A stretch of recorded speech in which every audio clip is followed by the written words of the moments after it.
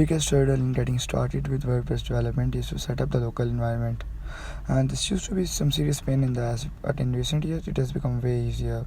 In this video, I will guide you guys through the basic setup of local WordPress development environment. Following are the required softwares that we'll be using. Local by Flywheel, Virtualbox, which is required by local by Flywheel, Visual Studio Code, and Filezilla. Download links for all these softwares are provided in the video description along with the timestamps. You guys can check it out if you are interested.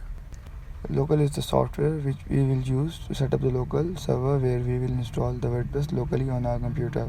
This process used to be really messy, but with local by Flywheel it has become really easy. You just have to install local and it will do all the work for you. According to their on-site, local by Flywheel is the first free way to develop WordPress locally, which is true for the most part. Local by Flywheel needs Virtualbox to work, so we'll first install that. You can skip this step if you wish to. Local by Flywheel will download Virtualbox during its installation. I personally prefer to install it separately as it speeds up the things. Once Virtualbox is installed, we can proceed to install local by Flywheel. Installation procedure is really simple. You just have to open the installer and it will install itself. After it is properly installed, open it. It will take some time to load for the first time because it has to set up local machines and some other stuff in the backend. Once all that has finished, we can create a new local development site, which is really simple as you guys can see in the video. Now you can open your local site by visiting the link in the browser.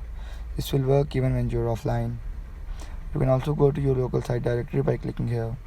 After your local environment is set up properly, you will most likely need an FTP client to push the changes to a live site. For that, Filezilla is the most obvious and recommended option. You can download it from the link given in the description. The installation procedure is also very simple for that. If you want to get into the WordPress theme and plugin development, you will also need a code editor.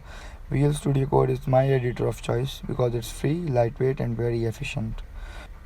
You can also find extensions to enhance its functionality according to your needs.